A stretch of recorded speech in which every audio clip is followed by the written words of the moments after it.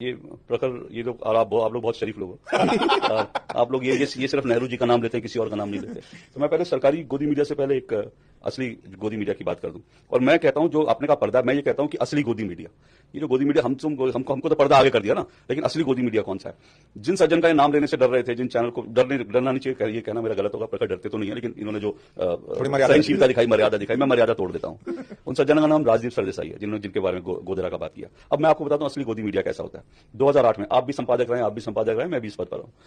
आप अपने किसी रिपोर्टर को भेजेंगे किसी स्टिंग ऑपरेशन के लिए, आपको मालूम होगा मेरा ये रिपोर्टर आके जो रिपोर्ट देता है वो सच है झूठ है। जिसके साथ आप 5 साल 10 साल 15 साल काम कर चुके हो, आपका एम्प्लॉय है, वो आपको झूठ आके नहीं बोलेगा। 2008 में आपको अच्छी तरह से याद होगा कैश फॉर वोट हुआ था, जिसमें संसद में उस वक्त न्यूक्लियर डील हुई थी अमेरिका के साथ, और लेफ्ट जो वामपंथी थे उन्होंने सरकार से हाथ खींच लिए थे, और मनमोहन सिंह की सरकार पूरी तरह से लेफ्ट के समर्थन में थी। उस वक्त जो है सरकार मनमोहन सिंह की 2008 में गिर जाती। लेकिन ठीक उसी वक्त क्या हुआ कि मनमोहन सिंह सरकार ने और कांग्रेस ने कुछ सांसदों की खरीद फरोख्त की, जिसमें अमर सिंह और ये लोग, इन लोगों का पूरा हाथ था। अब इसका पूरा, जब ये खरीद फरोख्त हो रही थी, इसकी पूरी सूचना मिली राजदीप सरदेसाई को, और उनकी टीम एक गई ये पूरी खरीद फरोख्त को शूट करने के लिए। उनके रिपोर्टर ने ये पूरी खरीद फरोख्त शूट कर ली। आप सोचिए कि संसद में वोटिंग होनी है, उसके पहले राजदीप सरदेसाई के हाथ में वो पूरा स्टिंग ऑपरेशन था, जिसमें कांग्रेस सांसदों को खरीद रही थी। अगर वो स्टिंग ऑपरेशन चल जाता, वो सरकार 2008 में उसी दिन गिर जाती। 2014 तक वो सरकार कांग्रेस की रहती नहीं। 2009 आता नहीं, चुनाव नहीं आता, उसी दिन मनमोहन सिंह की सरकार गिर जाती, सांसदों को खरीद रही थी।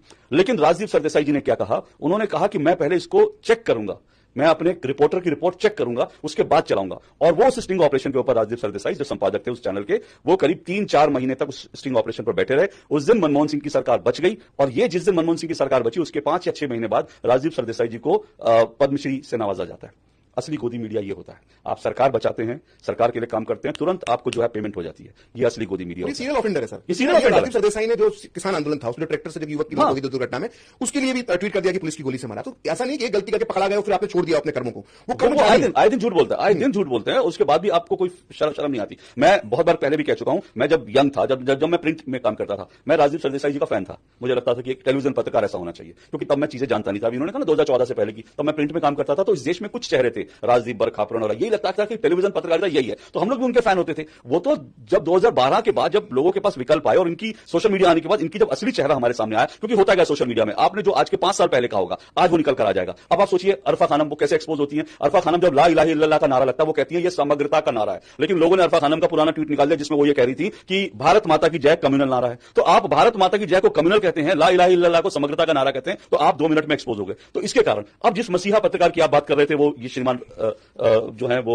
अपने रवीश कुमार जी हैं। अब इनके ऊपर मैंने जो मेरी जो किताब है इसमें इनका जिक्र है, क्योंकि मेरी किताब जो है Modi versus Khan market gang, इसमें एक चैप्टर ही है असली गोदी मीडिया, और इसमें मैंने प्रमाणों के साथ इनके स्क्रीनशॉट, इनकी जो असली चीजें, उसके साथ मैंने बताया ये कैसे असली गोदी मीडिया। अब आप रवीश कुमार जी के आप पिछले तमाम वीडियो देख लीजिए। वो एक वीडियो में कहते हैं मैं खड़गे हूं, मैं बेदाग हूं, एक में कहते हैं मैं राहुल हूं, मैं आ गया हूं, एक में कहते हैं मैं कन्हैया कुमार हूं, एक में कहते हैं प्रियंका आ गई, सब बदल गया। अब आप सोचिए इससे बड़ा गोदी मीडिया क्या होगा।